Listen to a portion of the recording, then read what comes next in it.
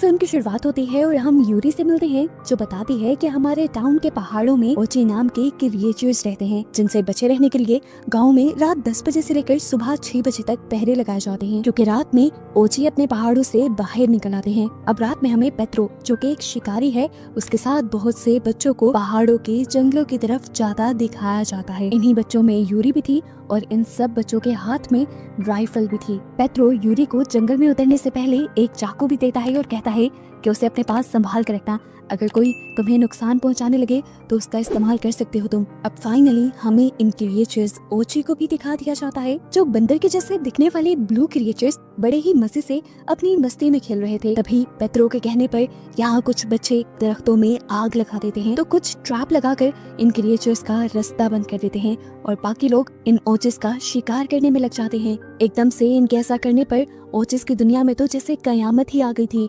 ये लोग इन क्रिएचर्स का खात्मा करना चाहते थे और इन्हें इस एरिया से निकालना चाहते थे ताकि इनका टाउन सेफ रहे। इसी सारे मिशन के दौरान एक ओची लुढ़कते हुए यूरी से टकरा जाती है। उसकी आंखों में डर और मासूमियत थी, पर फिर भी वो यूरी के सामने खड़ी थी क्योंकि उसका बच्चा ऊपर दरख्त पे फंसा हुआ था जिसे उसे बचाना था। कि देखकर यूरी इमोशनल हो गई और यूरी ने उसकी मदद करने के लिए इस बच्चे को दरख्त से उतारने का फैसला किया। अभी उसने बच्चे को उतारा ही नहीं था कि यूरी के एक साथी ने ओची मदर पर हमला कर दिया। वो बहुत ज्यादा जख्मी हो गई और उसके साथ ही उसे यहाँ से ले गए। हालांकि उसका बच्चा इसी जंगल में भटक गया। सुबह होते ही पेत्रो बच्चों के साथ घर वापस आ गया और सभी की तारीफ भी की उसने, क्योंकि रात को इन्होंने काम तो अच्छा किया था पर अपने खाने के लिए ये कोई शिकार नहीं कर पाए थे। इसीलिए वो सब बच्चों को जो कि उसके पास शिकार सीखने के लिए आए थे, उन्हें ज्यादा मेहनत करने को कहता है, बिल्कुल रोबर्टो की तरह जिसने कल मदर ओची पर हमला किया था। कुछ देर बाद खाने के टेबल पर पेत्रो रोबर्टो के सामने ही यूरी को भी बहुत बुरा भला कहता है, क्योंकि शिकार में उसकी परफॉर्मेंस बहुत ही ज्यादा बुरी थी। इसलिए वो नाराज होकर वहाँ से चली जाती है। जंगल में वो मूड ठीक करने को आई थी, पर तभी उसे एक तेज आवाज आई एक गार में से। उसने करीब जाकर देखा तो वहाँ वही ओची ट्रैप में फंसा था जिसको उसकी माँ बचा नहीं पाई थी। यूरी को देखकर घबराकर वो और भी ज्यादा चिल्लाने लगा। यूरी को वो काट ना लेता, इसलिए यूरी उसके गले में लकड़ी फंसाते हुए उसे ट्रैप से आजाद कर देती है और ओची तेजी से भागने की कोशिश करता है, पर जख्मी होने की वजह से वो तो चल भी नहीं पा रहा था। इसीलिए तरस खाकर यूरी उसे अपने बैग में छुपाते हुए अपने घर ले आती है। इस बच्चे की पट्टी करने के बाद उसे भी समझ आ जाता है कि यूरी उसकी दुश्मन नहीं, और ऐसे इन दोनों में थोड़ी सी फ्रैंकनेस बढ़ जाती है। ओची और यूरी एक दूसरे के साथ खेलने भी लग जाते हैं, पर तभी बाहर जो बच्चे शिकार की प्रैक्टिस कर रहे थे, उनकी गोलियों की आवाज सुनकर इस ओची को कल का सारा हादसा याद आ जाता है। वो डर कर चिल्लाने लग गया। यूरी घबरा कर उसे चुप करवाने की कोशिश भी कर रही थी, लेकिन बाहर सभी ने उसकी आवाज सुन ली थी। जानवर को ढूंढते हुए बंदूक लिए रोबर्टो यहाँ भी आ गया और उसने ओची को देख भी लिया। इससे पहले कि वो उसको मार देता, यूरी उस बच्चे के सामने आ जाती है और रोबर्टो से कहती है, सुनो, ये बस एक मासूम बच्चा है, हमें नुकसान नहीं पहुंचाएगा। ये बस अपनी माँ से बिछड़ा हुआ है। मैं बस उसे उसकी माँ तक पहुंचाना चाहती हूँ और मैं जानती हूँ कि तुम में भी इतनी इंसानियत है कि तुम इस मासूम को नहीं मारोगे। ये सुनकर रोबर्टो भी थोड़ा इमोशनल हुआ और उसने अपनी गन नीचे कर ली। फौरन ही यूरी इस ओची को अपने बैग में डालते हुए यहाँ इसी खिड़की के रास्ते से भाग गई। रोबर्टो इस बारे में किसी को भी कुछ नहीं बताता, यहाँ तक कि अपने मास्टर पेट्रो के पूछने पर भी वो साफ इनकार कर देता है कि मैंने तो यूरी को देखा ही नहीं। अब मास्टर को यूरी की टेंशन होने लगी थी। वो जब यूरी के रूम में आए तो उन्हें एक लेटर मिला जिसमें लिखा था कि मैं यहाँ से जा रही हूँ। यूरी के रूम में ही उन्हें थोड़ा सा खून और जानवर के बाल भी मिले, जिससे वो समझ गए कि यूरी किसी मुश्किल में है। वो बाहर जाकर सभी बच्चों को कहते हैं कि यूरी को किसी ने किडनैप कर लिया है, वो मुश्किल में है। सभी बच्चे हथियार लेकर तैयार हो जाते हैं और गाड़ी में बैठकर ये लोग जंगल की तरफ यूरी को बचाने के लिए निकल जाते हैं। जंगल पहुंचकर इन्होंने हर जगह छान मारी, लेकिन यूरी इन्हें नहीं मिली।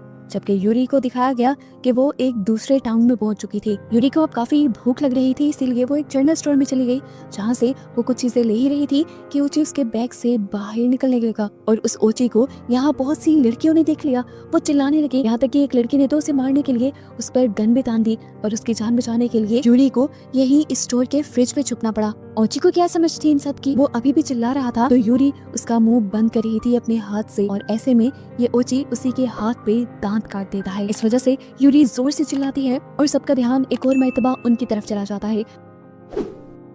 अपने आप को बचाने के लिए वो एक कार्ड का सहारा लेते हुए तेजी से इस मॉल के विंडोज को तोड़ते हुए बाहर निकल जाती है और अपनी जान बचाकर यहाँ से भाग जाती है। उसके पास में अब एक कार दिखी।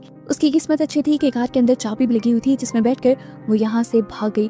कार का मालिक उसके पीछे भागता रह गया, लेकिन वो निकल पड़ी अब जहाँ पर यूरी को उस ओची ने काटा था, हम देखते हैं कि वो जगह उसकी पूरी सूज गई थी और उस जगह पर छाले भी पड़ने लगे थे और साथ ही साथ उसका हाथ भी बिल्कुल ओची की तरह ही नीला होने लगा था। अब यूरी को बहुत ज्यादा चक्कर भी आने लगे थे। ऐसे में उससे कार भी सही ड्राइव नहीं होती और वो कार रोड के साइड पे उतार देती है। मास्टर पेट्रो अभी भी यूरी की तलाश में ही थे। वो जब रोड से गुजरते हैं तो उन्हें वही एक्सीडेंटल कार दिखती है जिसकी अब पुलिस जांच कर रही थी। पुलिस को इसमें से वो नकली दांत मिलता है जिसे देखते ही मास्टर पेट्रो पहचान जाते हैं कि ये यूरी का ही है। इसलिए वो ये भी समझ गए कि यूरी अब इनके करीब ही है। अब कुछ देर बाद हमें यूरी को दिखाया जाता है जो कि एक नदी के पास बैठी हुई थी और अब उसका पूरा जिस्म इसी ओची की तरह नीला पड़ चुका था। वो जानती थी कि उसके अंदर जहर फैल रहा है, इसलिए वो पानी में से कुछ जोंक पकड़कर अपने ऊपर लगा लेती है ताकि वो उनका खून चूस सके। लेकिन इस ओची के काटने के असर में उसके अंदर एक और बहुत बड़ा चेंज ये भी आया था कि अब वो इस ओची की बातें समझ पा रही थी,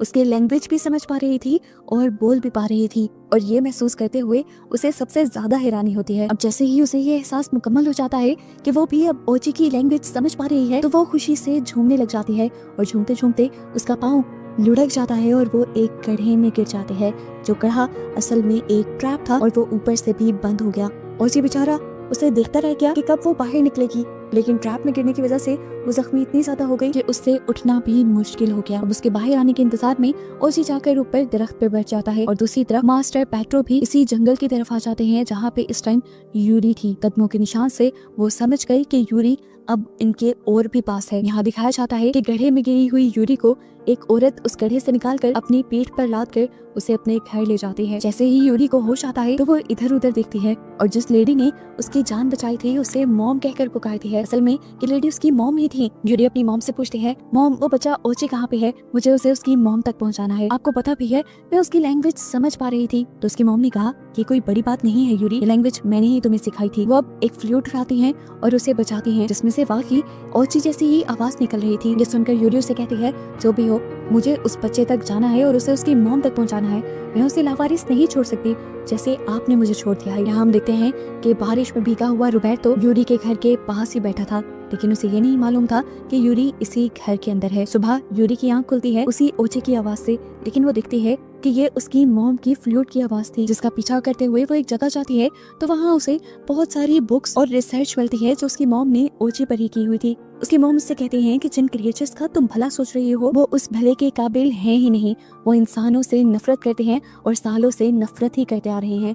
जो बच्चा तुम्हारे पास है तुम उसे उसकी माँ तक तो पहुंचा दोगी, लेकिन जैसे ही उस बच्चे में से उन्हें इंसानों की स्मेल आएगी तो वो अपने ही बच्चे को अपने से दूर कर देंगे, अलग कर देंगे, उसे मार देंगे। तो फिर क्या फायदा तुम्हारी इतनी मेहनत का। ये सुनकर यूरी को गुस्सा आ जाता है और वो अपनी मॉम पे ही चिल्लाती है। उसे लगता है कि उसकी मॉम उसे झूठ बोल रही है और वो कहती है कि जो माँ अपने बच्चे के बारे में ना सोच सके उसे दूसरों के बच्चों की क्या परवाह होगी। वो यहाँ पर अपनी मॉम का ही बनाया मैप देखती है और उसे पता चल जाता है कि ओचिस की दूसरी लोकेशन क्या है। जिसका रास्ता देखने के बाद वो अपने कपड़े पहनकर अपनी मॉम को छोड़कर बाहर निकल जाती है, अपने खाने के लिए कुछ सामान उठाती है और फिर यहाँ पर ओची को ढूंढने का फैसला करती है। जब यूरी यहाँ से जा रही थी तो तभी रोबर्टो उसे देख लेता है और मास्टर पेट्रो को उसके यहाँ होने की खबर दे देता है। जब तक मास्टर पेट्रो यहाँ आए तब तो यूरी इस घर में थी ही नहीं। अंदर जाने पर उनकी मुलाकात यूरी की मॉम से हुई, जिसके बारे में उन्होंने यूरी से पूछा तो उसने बताया कि यूरी मेरी बेटी है। वो यहाँ आई तो जरूर थी, लेकिन अब वो उस ओची के बच्चे को ढूंढने के लिए यहाँ से जा चुकी है और अगर उसके साथ कुछ भी हुआ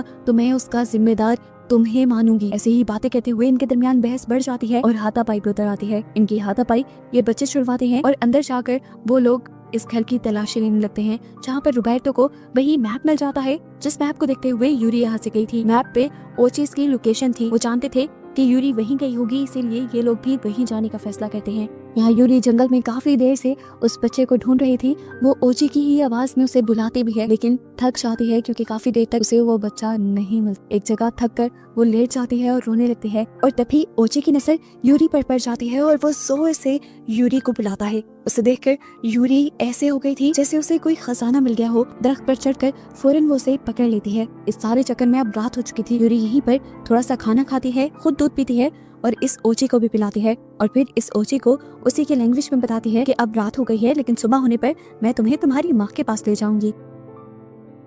ये लोग एक छोटा सा कैंप बना देते हैं जहाँ पर ये सो जाते हैं। सुबह होते ही यूरी एक छोटी सी राफ्ट बनाती है क्योंकि उसे नदी को पार करना था। नदी को पार करके ये लोग पहाड़ों की दूसरी तरफ चले जाते हैं जो एक हसीन दुनिया थी। खूबसूरत पहाड़ और इनमें छोटे छोटे गार जिनके अंदर ये सारे ओचेस छुपे हुए थे। यूरी के पास वाला ओची अपने लोगों को आवाज देता है। सभी खुश होकर बाहर तो आते हैं लेकिन यूरी को देखकर सब वापस अपने गारों में छुप जाते हैं। ये देखकर यूरी समझ आती है कि उसकी मॉम सही कह रही थी कि उसके साथ जब ये लोग इस बच्चे को देखेंगे तो उसे कभी एक्सेप्ट नहीं करेंगे।